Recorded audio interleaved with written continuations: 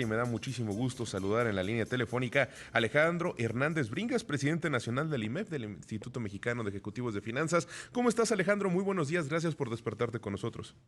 ¿Qué tal, Juan Carlos? Buenos días. Un placer platicar contigo y con tu auditorio. Oye, pues me da muchísimo gusto poder tener la oportunidad de platicar contigo porque hace unos días que generaron muchos encabezados en la prensa nacional porque ustedes no dejan, de acuerdo a lo que decían estos encabezados, no descartan que el próximo año pueda haber una recesión en la economía nacional. Y me gustaría saber cuál es el análisis que están haciendo ustedes para pues decir esto. Digo, existen los mismos, el contexto de que puede haber una desaceleración en Estados Unidos, las mismas proyecciones de crecimiento para México hacia el siguiente año son menores de las de 2022, pero ¿qué es lo que ustedes están observando alrededor de lo que puede suceder en 2023?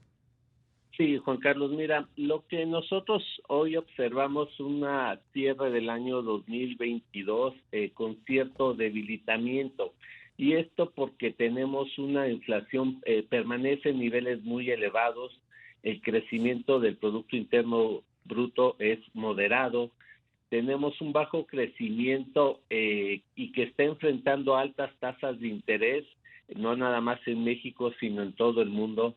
La inversión en México crece ligeramente, el empleo, las tasas de crecimiento del empleo son muy débiles y mucho del gente que está buscando retornar después de una crisis derivada del COVID, que está buscando retornar al empleo, lo está encontrando únicamente en el mercado informal.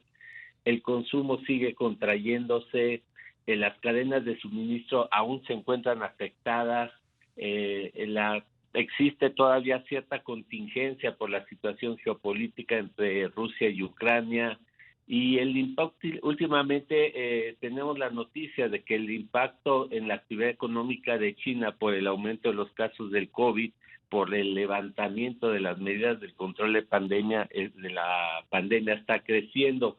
Acabas de comentar algo tú, tal vez de lo más importante, la actividad empresarial en Estados Unidos se contrajo más ahora en este mes de noviembre, diciembre, y la Fed en su última reunión, en donde tuvo un incremento de 50 puntos base en su tasa de referencia, el mercado lo tomó negativas, tal vez esperaban un incremento no de 50 puntos, menor o incluso sin incremento. Y todo esto hace que la economía norteamericana para el año 2023 se estime con una desaceleración muy importante. Este año 2022, para darnos una idea, crecerá al cierre del año alrededor del 2%, y para el siguiente año se estima que en el mejor de los casos se esté creciendo alrededor de 1%. Todas estas situaciones que te platico hacen pensar en el IMEF, a través de la encuesta mensual que levantamos, que el crecimiento para el año 2023 se encuentra alrededor de 1.2%, con una tasa de inflación de 5.1%. Si bien estamos pensando que 2022 terminamos una inflación en el orden de 8.4% y bajarla a 5% es meritorio, es una disminución importante. 5.1% para 2023 sigue siendo una inflación alta, lo que hará que la política monetaria de Banco de México se mantenga firme. Y nosotros estamos considerando en la misma encuesta que la tasa de referencia en Banco de México esté alrededor del 10%. Esto quiere decir que el costo del dinero permanecerá alto, caro durante 2023, e inhibirá a inversionistas planes, proyectos de inversión con creación de empleo, con más ingreso en las familias, y esto pues entre menor ingreso, menor consumo. Entonces, todas estas situaciones son por las que creemos no una recesión, pero sí un crecimiento demasiado débil, alrededor del 1.2%. No, lo que mencionas es un panorama completo de lo que se ha mencionado en este programa en los últimos meses, ¿no? Acerca de cuáles son las proyecciones, lo que puede suceder en el siguiente año. Y creo que es muy valioso lo que ustedes retoman como el Instituto Mexicano de Ejecutivos de Finanzas, porque son personas que están 100% dedicadas a este tipo de análisis. Y por lo mismo, entonces quisiera platicar, ¿cuál es el escenario más positivo en el cual puede enfrentar nuestro país? Mencionas que la tasa de interés estaría alrededor del 10%, entonces ¿no ven que haya muchos incrementos o ven que va a haber un par de incrementos al inicio del año y después puede bajar la tasa de interés por parte del Banco Central? ¿Cuál es el escenario que están observando alrededor de eso? Sí, vemos al inicio del año todavía incrementos en la tasa de referencia por parte de la Junta de Gobierno de Banco de México y al menos un par de incrementos. Estamos cerrando este año con una tasa de referencia de 10.50. Creemos que la tasa estará en su pico máximo alrededor de 11.25 para terminar el año 2023 en 10%. Esto quiere decir que sí veríamos un retorno en la tasa, una disminución al final del año para cerrar con el 10%. El 10% sigue siendo muy alto. Creo que esa es la parte más importante. Durante todo el año tendremos tasas altas, incluso iniciaremos 2024 con tasas altas y será hasta ese año que veremos, ojalá, y se controlen los niveles de inflación, hasta 2024 veríamos una disminución en las tasas de referencia.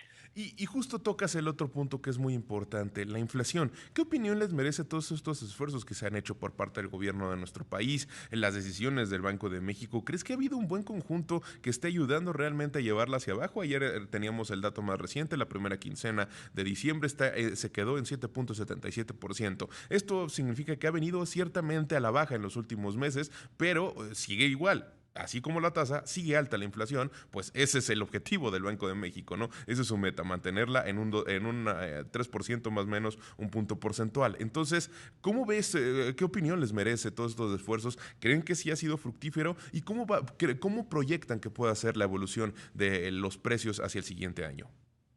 Mira, la primera buena noticia es la comunión entre gobierno y empresarios.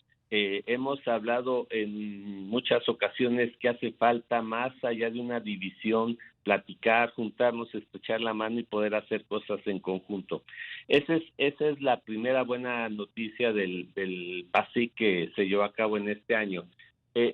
Sin embargo, bueno, como se conformó y atacar 20 productos, alrededor de 20 productos de la canasta básica, es lo que vemos limitado. No 20 productos no tendrán un impacto en ese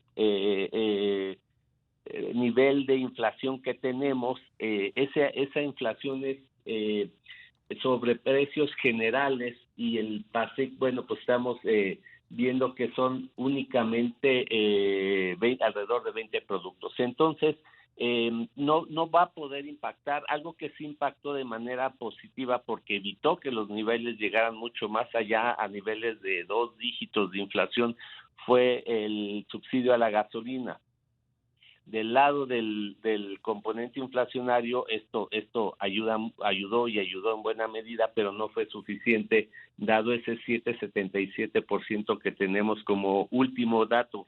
Se necesita aún más. Esto creemos que no va a ser posible bajar estos niveles si no es a través de dos temas muy importantes. El primero y principal, la política monetaria de Banco de México, que está haciendo lo suyo a través del alza de las tasas de referencia, y segundo, de la productividad en el país, para que esto genere una reactivación económica y a través de una mayor productividad se puedan obtener una disminución de precios.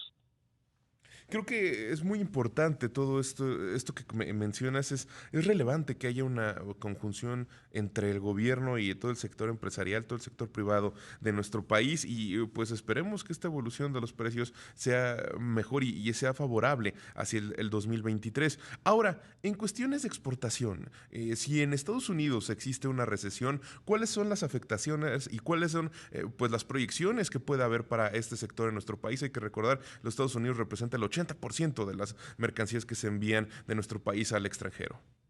Justamente por este comentario que haces es que consideramos un debilitamiento para 2023, el impacto y la importancia que tiene la economía norteamericana para nuestro país. A través de menores requerimientos de insumo que nos hagan las empresas norteamericanas a las empresas mexicanas para importar, me refiero a importar en Estados Unidos, productos, insumos, materias primas mexicanas, dado esa menor productividad que se espera, se estima en Estados Unidos, creemos que de ahí derivará una menor cantidad de exportaciones de México hacia Estados Unidos. Otro tema importante que hay que considerar en la economía norteamericana es que el alto costo logístico que significó en estos últimos meses, años de las exportaciones desde Asia hacia Estados Unidos, ahora viene componiéndose, me refiero tiene en disminución el costo de la logística de exportaciones o importaciones hacia Estados Unidos desde China, y eso nos quita con mayor competitividad al producto mexicano. También los problemas comerciales entre China y Estados Unidos se vienen resolviendo poco a poco, y es un factor que nos resta para las empresas mexicanas, para la exportación mexicana. Y el último tema muy importante que hay que considerar en cuanto a las exportaciones de México hacia Estados Unidos es el posible inicio del panel de controversias del TEMEC y posible imposición de aranceles a nuestros productos. Alejandro Hernández, presidente nacional del IMEF, muchísimas gracias por haber estado con nosotros aquí en Imagen Empresarial.